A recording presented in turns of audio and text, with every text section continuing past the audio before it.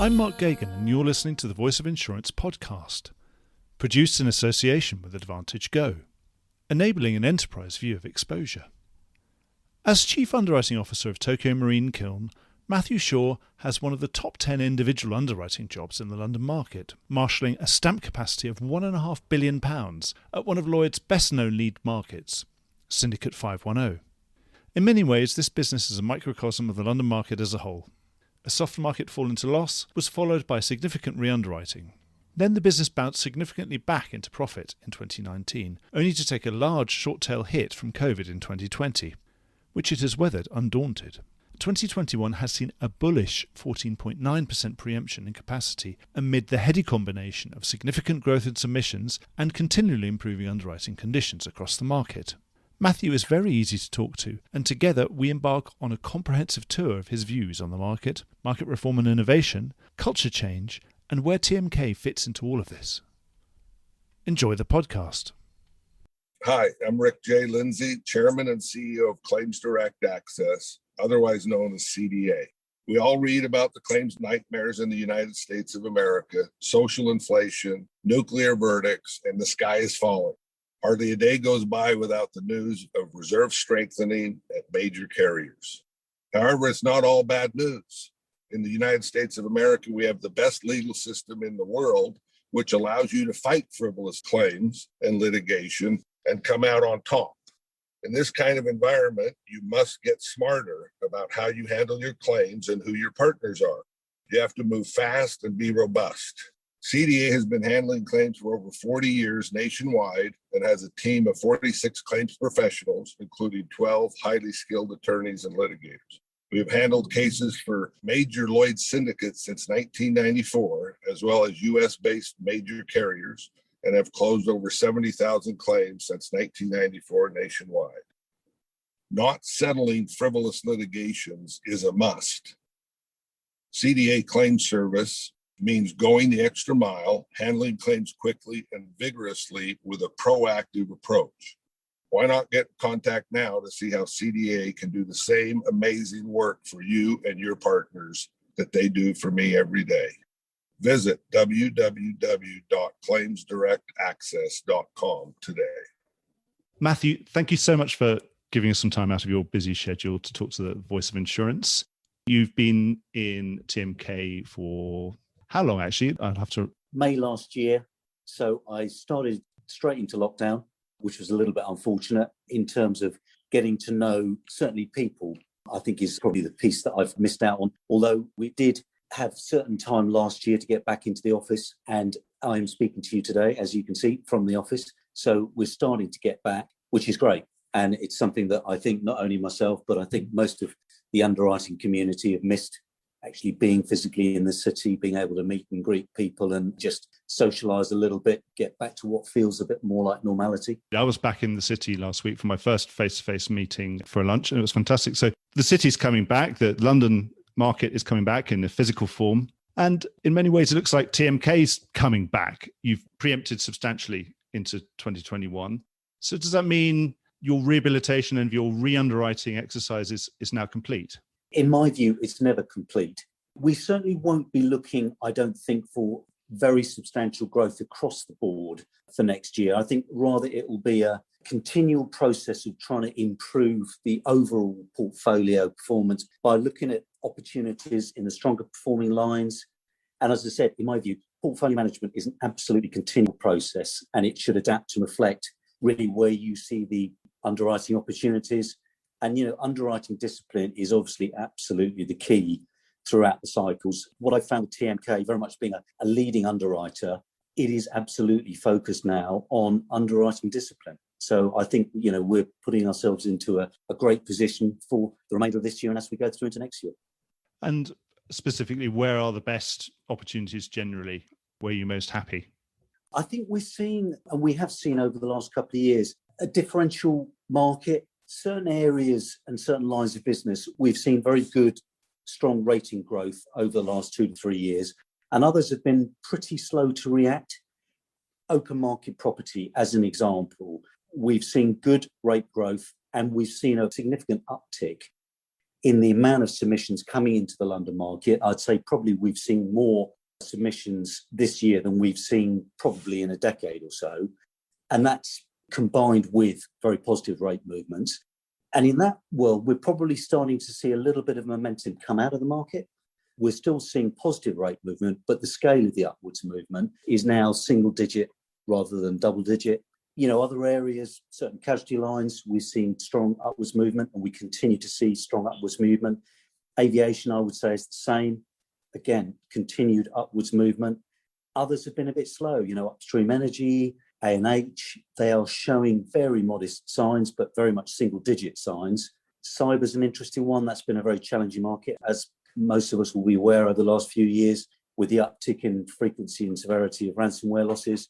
But we're now probably over the last 3-4 months or so, really starting to see things move positively there, both terms, conditions and rates. So I would say it's a constantly moving landscape, almost by line of business. So you were mentioning about open market property there, perhaps losing a bit of momentum, but are you overall still happy with those, that you're still getting rate increases, and presumably those are now compounded on compounded rate increases? So overall, you're happy with rate adequacy? We very much would be happy with rate adequacy in a line such as open market property. I think others, we would still say, are well away from what we would consider to be real adequacy. And the slow upwards trajectory of some of those lines means it could be a while before they get to adequacy, in our view. But you're confident that it's on a journey and it's going in the right direction, and you feel it probably will get there, so you have to sort of keep your powder dry until that happens? We will certainly be keeping our powder dry until we're in a place where we believe that we are at or above adequacy. I'm doubtful, to be honest, if some lines will get there, because the trajectory at the moment is very slow. But it may be that if we were to get a further 2 to 3 years of rate improvement, even if it's slow rate improvement, we may get to adequacy. Obviously, in the course of rejigging and refocusing your portfolio back towards profit, back towards underwriting discipline, you exit certain lines. What would it take for you to ever consider going back into some of those lines?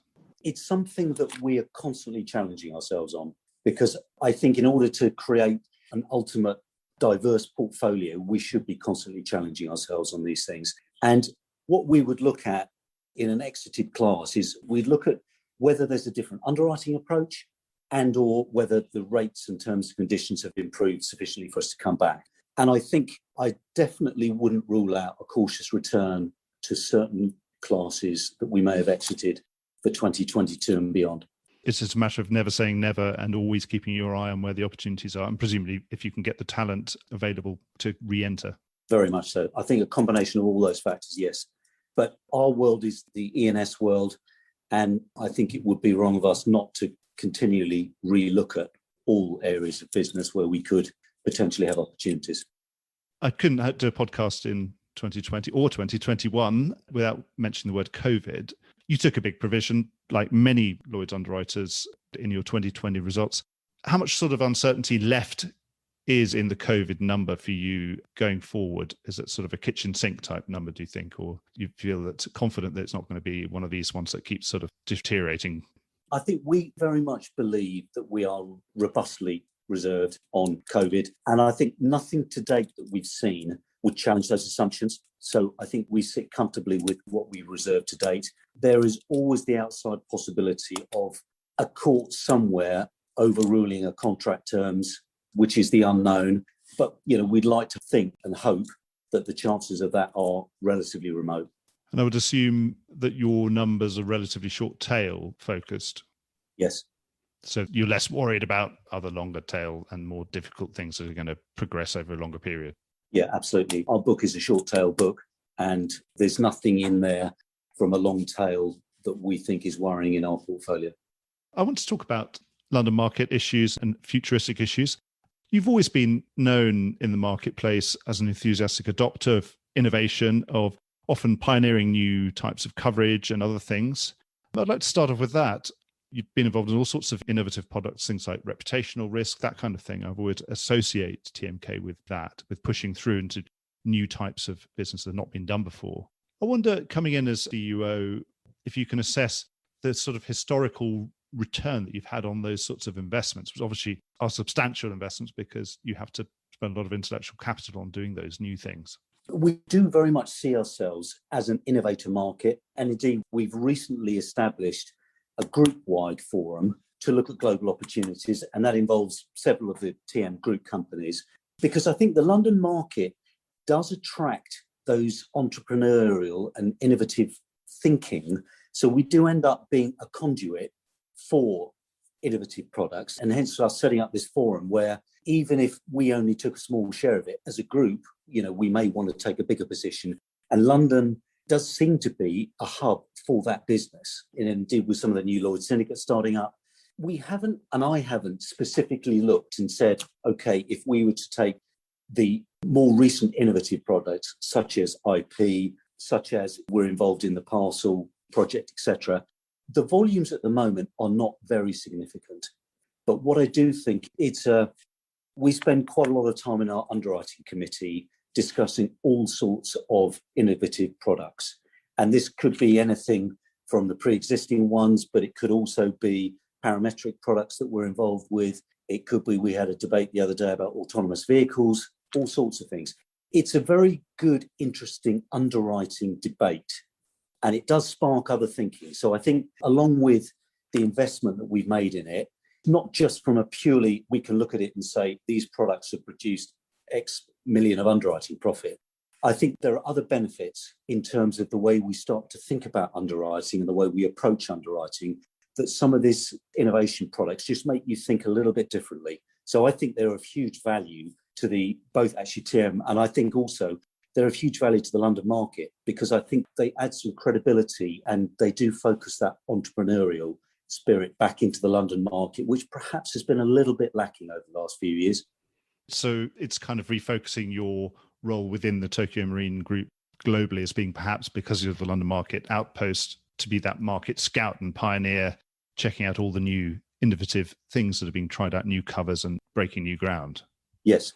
And also, we shouldn't really be looking at the numbers. We should be looking at, there are much wider benefits, and also the benefits, which obviously one that's rubbed off on me is that perception of you being an innovative underwriter. So being the sort of carrier that someone should come to if they have a particular problem that no one else can solve.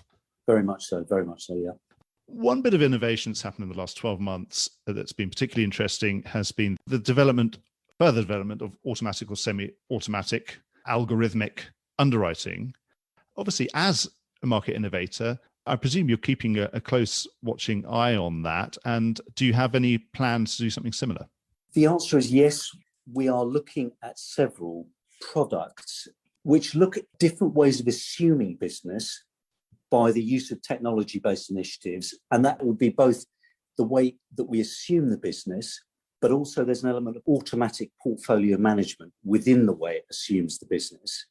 And we're sort of looking at how we can use those products and that innovation, both ourselves as TMK, but also within TM Group, and also trying to introduce other potential third-party carriers into that in certain areas where we may be asked to deploy perhaps a bigger capacity than we're comfortable with. But there's several things that we've got on the go at the moment, which I probably can't go into too much detail on. But the answer is yes. I mean, it is very much on our agenda, and it does fit in with that overall innovation space and how we can use technology in that space to assist with all of the aspects and with the efficiency of assuming the business as well. Would it be likely to be a new balance sheet or something that you can do within Syndicate 510? Well, I think it will be a combination potentially. So we would generally use 510, but we also have several other partner markets that we use for various existing products. So, we would always talk to other partner capital providers if there's new innovative products that we may want to put out.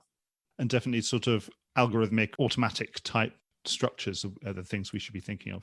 Potentially, if the product itself suits that. I mean, not all products clearly would suit that approach, but I think if it's the more homogeneous type business where efficiency of assuming the business is critical, then yes.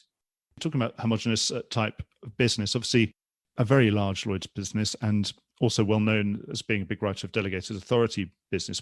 What do you think? Obviously, there's a lot of change of foot within delegated authority. What do you think the future of that sort of business is going to look like in this new digital world that we're starting to create in London? I mean, I think delegated business, and clearly, as you say, TMK is a very significant writer of delegated business within the London market. I think it's still a very effective way of assuming business in many lines, but there are currently inefficiencies in the whole delegated process.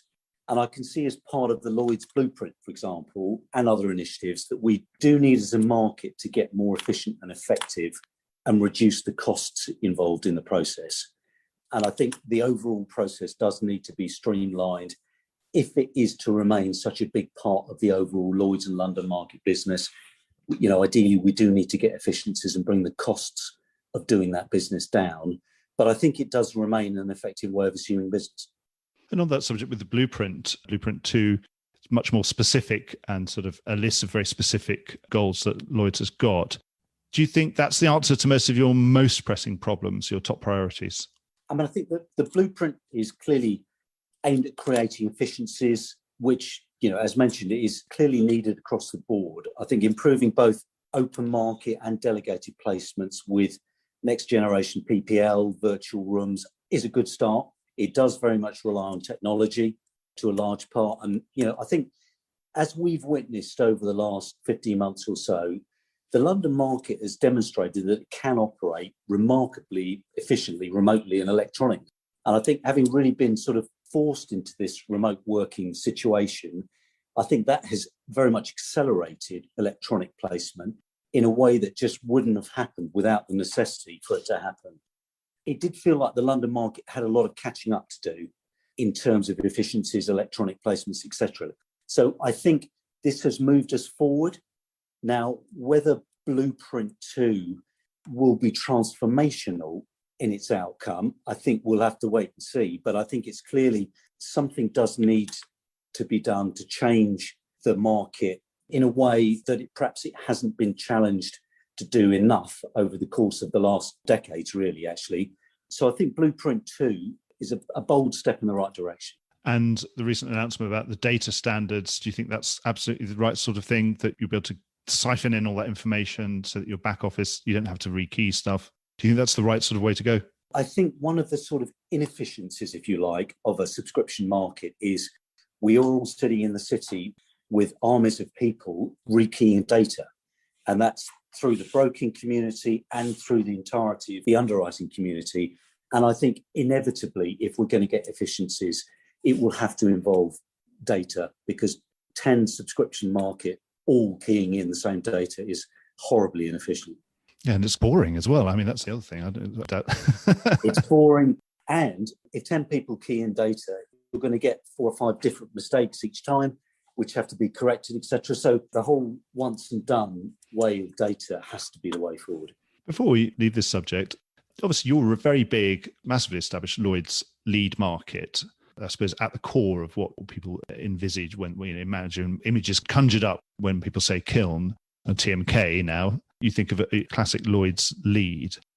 With all this change and some of this automatic capacity, and you also mentioned about different capacity providers that you will have different relationships with, what do you think the relationship between leaders and followers within the London market going to be looking like in about 10 years' time? That's a very, very interesting debate, isn't it? And I think the lead follow hasn't quite sort of been fully formulated yet. And I think it will be fascinating to see how it does develop. As you said, TMK is a very significant leader of business. We probably lead by premium income north of 2/3 of the business. And in some classes, it's significantly more than that. And I think given that, it will be different for real blind syndicates. So a blind syndicate who just has a portfolio manager, and you'll have a lead market, which hopefully will have the right leadership capabilities, the right claims expertise to settle the claims, etc. And I think what will be absolutely critical is, in order for those lead markets to invest in what they have to invest in to be a real lead market with everything that goes with it, I think it's important that the market itself doesn't create such a cost differential between a blind following syndicate with only a portfolio management team rather than a full class of business underwriting team, that we don't destroy that dynamic and that the lead syndicates, and effectively the London market still needs to maintain the leadership and invest in leadership and innovation and claims capabilities, etc. If we create too big a competitive disadvantage, cost-base wise, between a blind following syndicate and a lead syndicate, then we could end up sort of ultimately destroying the leadership proposition as a London market. Do you think that should be rebalanced by leader fees, for example? I think there will have to be something there so that you can justify the investment that you have to have as a leader versus what a blind follow market won't have to have in terms of the underwriting capabilities, the claims capabilities, etc. Because I think if the London market doesn't continue that investment and doesn't maintain its position as a lead global market, then I think the London market will not be the same global leading innovative market that it currently is today. At the moment, I suppose you become a lead because you want to get that showing, because you get the best showing, and also you get to choose how much to write of a wider selection of risks. So it is beneficial, surely. Is it something that is an investment that pays for itself? And also you have that expertise, of course. You should know the risk better than the blind follower. Yes, no, agreed. I think we'd all like to hope that through efficiencies, and whether this is through the Blueprint 2, which, I think the Blueprint 2 talked about 3% cost savings, but that's across both the broking and the underwriting community. So that would be a useful step in the right direction. And I think if we could combine cost savings there with, I think what we're seeing now with electronic placement, what we're seeing now with remote working, may well result in the world that we see going forward, the new normal, if you like, won't be as office-based as we have been historically. Now, that may mean that everybody, Lloyd's and all managing agencies, look at the way that they currently work and they currently operate, and whether that's, Lloyd's looking at the virtual room and making the existing underwriting room smaller. Hopefully there will be efficiencies and cost savings that come out of that, because we won't have quite so many people sitting at desks in EC3. And ideally, if you combine the 3% saving from the Lloyd's Blueprint with hopefully some other savings, put those two together, we become a more effective and a more competitive environment, which I think at the moment, the London market in terms of the expense base is not particularly competitive with other underwriting areas of the globe. If we can put those together, then we can create efficiencies. And if we can do that, the whole proposition of doing business in the London market will be cheaper and more efficient. I still think as a leader, there is a big investment. If you want to invest in teams of underwriters, it is always going to be expensive to do so. As you say, there are advantages, but I think the way, as I said, it's not completely formulated the way the lead follow is going to work. And I think it will be fascinating to see how it evolves. But, there are currently blind follow syndicates, and, they can say, part of the following panel, I will follow TMK, I'll follow Beasley, I'll follow Hiscox. But generally, I think those blind follow markets would pick the market leaders. And I think it's just important that there is enough balance within the way the business is transacted to make sure that it is still effective to be a market leader, cost effective to be a market leader. Do you think the market will just sort itself out in one way or another? The competitive forces will come up with lots of different structures, and then the most efficient ones are always going to win. I mean, effectively, the market will always find a way to sort itself out, yes. And I think strong underwriting companies will always see their way through good discipline, through proper underwriting procedures and practices.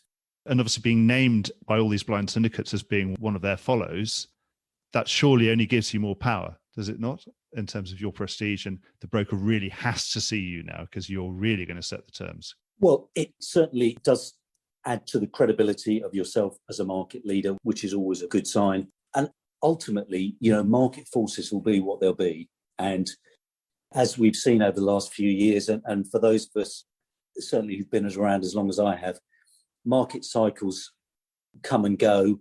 I think whether market cycles are as long and deep as they have been historically remains to be seen. But as you've said, market forces will always ultimately prevail. And also, for example, if you felt you were receiving sort of disfavorable economics from some of these deals, could you not source your own follow capacity effectively And obviously we've had sidecars and consortia for many, many years, something similar to that, where people will follow you. So you can actually pre-arrange all of that so that when your line goes down, many other lines go down at the same time. And hopefully there you could get your economics favourable to you. Yes. And I think ultimately it is in the market's benefit that not everybody is a leader in every single line of business. Because at the end of the day, having teams overlapping within each managing agent isn't necessarily the most efficient way for the market to operate as well in terms of an underlying cost base. So there are definitely efficiencies to be had. And do you ever worry that there might not be as many second and third pairs of eyes, experienced eyes, looking over those risks that know that class pretty well and can check that just in case your underwriters had a slip of the pen? I think equally importantly, we do need to have a training ground in London of underwriting talent. And the London market has thrived on the fact that we are a fantastic breeding ground for real quality underwriting talent. And I think it's important that we maintain that across our industry if we are going to remain in the position that we are as a global market. We do have to continue that tradition of being a good training ground for underwriting talent. One last thing about technology. I've been reporting on this insurtech phenomenon over the last 4 or 5 years, and it's really sort of come to fruition with some of these fledgling companies now maturing quite substantially and getting IPOs and other things. Obviously, as an innovator, as a long-time collaborator with innovators, what parts of that insurtech phenomenon have most interested and excited you and that you've got engaged with? We have looked at, and we're currently in discussion with several tech companies about how we could sort of effectively marry systems and data with underwriting capabilities to try and produce sort of real underwriting solutions as cost effectively as we possibly can. And, that could be an app for, real-time SME or micro insurance, or it could be something more akin to the parcel policy in the market currently. But I think one of the keys to it is to have the right products that work for both the carrier and the customer. So you can bring technology to bear to create efficiencies, but ultimately it's still got to be the right product for that solution and aimed at the right customers and delivered in what makes it the most cost-effective and efficient way. And do you think of any of these tools that aim to improve productivity of underwriters might be useful, the sort of things that are triaging all the different submissions and showing the underwriter, here's what I think are your top 10 most likely ones to get a firm order on this morning? I think ultimately, absolutely. Aligning risk appetite with the business, I think, is one of the keys to the way that we should underwrite. And it clearly is a way of creating efficiencies across the board between the broking community and the underwriting community, is making sure that risk appetite is aligned. I wanted to refocus some of the questions. Obviously, we talk about the industry sort of from within. And so for us, price rises are a good thing inherently and probably good for all of us and probably even good for journalists that write about the insurance industry. Wonder what your message is, your business that's connected to many, many policyholders around the world. What's your message to them in tough times for COVID for them, having to deal with rising prices and what's often going to be lower limits and more restrictive coverage? I think ultimately customers, whether they're big, sophisticated commercial customers with risk managers or they're smaller SME type customers, I think ultimately they're looking for consistency of cover and security in order for them to be able to manage their businesses. And coverages and pricing are subject to market conditions. Deductibles reduce, sublimits broaden in a softening market, as well as prices reducing.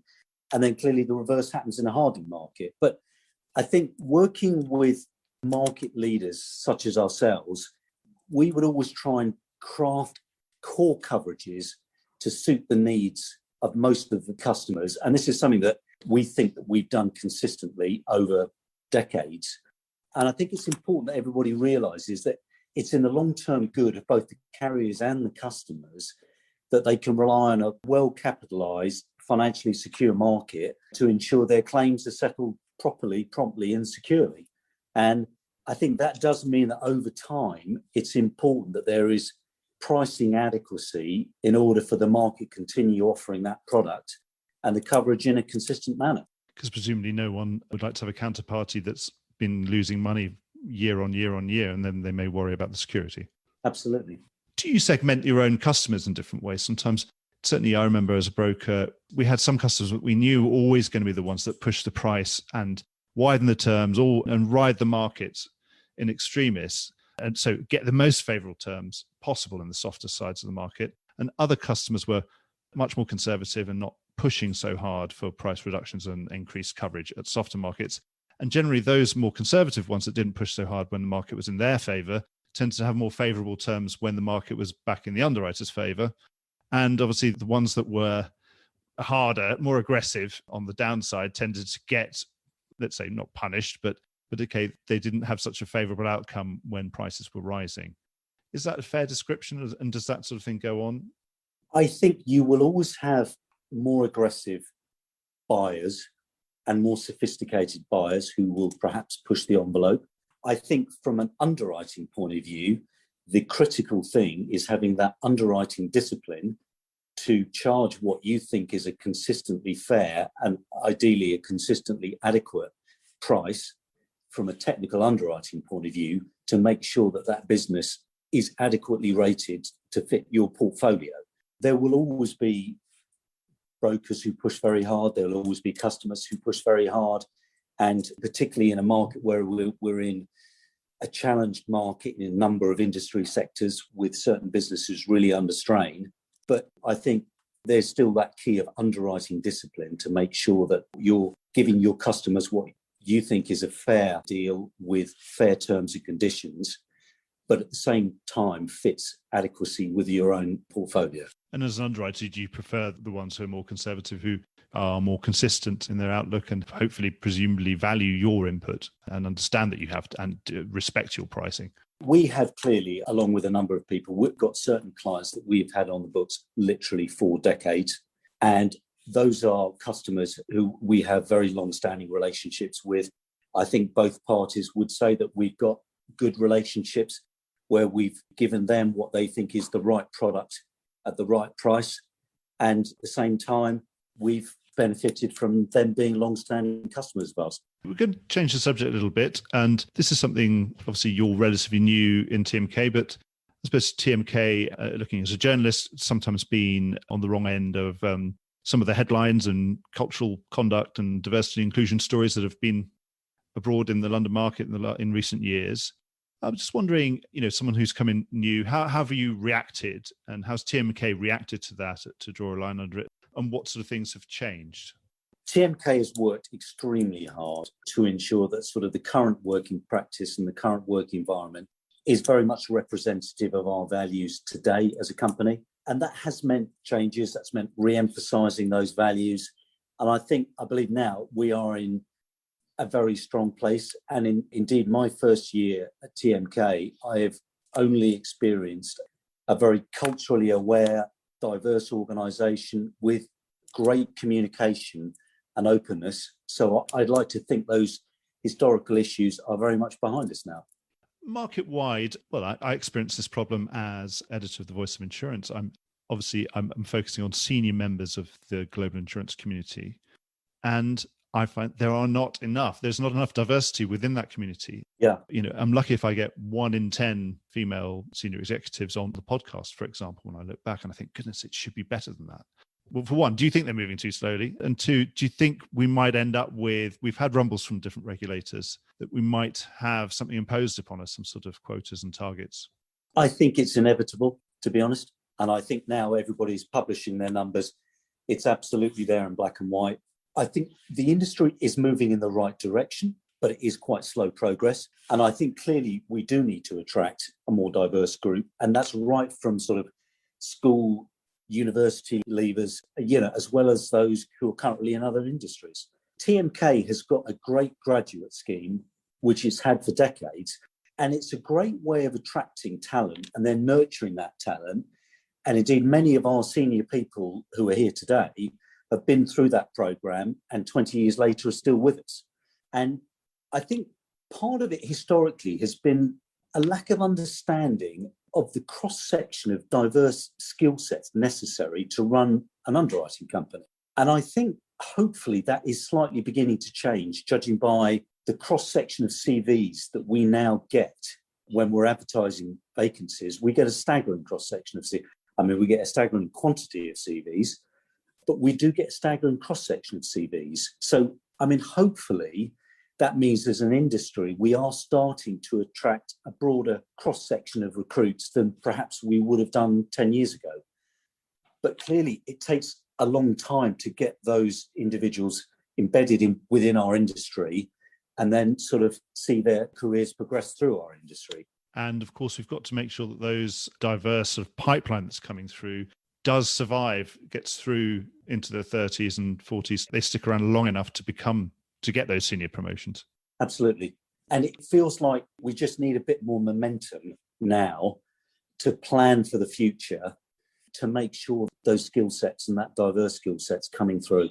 I suppose as journalists, and me particularly, we always look upon Japanese ownership as being something really permanent because of just, we look at culturally, we look at the sort of finance that's available to Japanese companies and a different philosophy and a strategic outlook on the world that really looks in terms of generations than just the next quarter. But in the last couple of years, we've had a divestment from Tokio Marine Group, Tokio Millennium, and that kind of belied that stereotypical view. And perhaps it was a lazy view of ours, because of course we're part of capitalist groups that need to make consistent profits. I wonder, what is your view as TMK? Do you still view Tokio Marine as being a sort of permanent owner of TMK? Or do you feel now more like just a unit that needs to perform? I very do much see TMK as being hopefully a very long into the future part of the TM group. And TMK is a great Lloyd's franchise, and it gives TM access to a broad spectrum of business in the sort of wholesale E&S London world. And TM has recently invested in a number of management changes. And I think these are really going to position TMK extremely well for the future. And it will mean that we can give, hopefully, the level of returns that we are very much capable of and continue to make us a really attractive ownership proposition. So I think we are here for the duration, yeah. And I suppose if you perform the best of your capabilities, you're going to be something that no one in their right mind would ever want to divest themselves of. Absolutely. With that in mind, I'm going to leave you to it, because I can see that I think we've established that this is a good market, as long as there's not any more weird, unknown events and strange catastrophes and pandemics and other things that seem to keep blowing us off course. It seems, certainly looking at even the Lloyd's wide market results, that there is a good underlying business there. And at some point, Mother Nature and other things will leave us alone to get those 90%, sub 90 combined ratios back again. So I wish you very well in that task. And I hope you'll book in time to come and check in and speak to the Voice of Insurance again and see how you've got on. So Absolutely. Thank you so much for your time. No, thank you, Mark. Good to chat. Well, I hope you enjoyed today's episode. If you did, don't forget to subscribe or leave a like or a review or recommendation on whatever podcast platform you used to access this program. These really help get the word out. Before we go, just a quick reminder that advertising slots are available here and in other places in the Voice of Insurance podcasts. Podcasting is the fastest growing medium and attracts a high quality audience of key decision makers. It's also an intimate medium where you, the listener, are right in the room with me and the interview subjects. Needless to say, that means it's a great way of getting your message out directly to an audience, because you know you've got their full attention. It's also very cost effective. So get in touch with Mark at thevoiceofinsurance.com to find out how you could be speaking directly to the industry. The Voice of Insurance is produced in association with Advantage Go, enabling an enterprise view of exposure. Voice of Insurance is produced by me, Mark Gagan. Music was written by Anna Gagan and produced by Carlos Gagan. Check out more podcasts and written comment pieces at www.thevoiceofinsurance.com.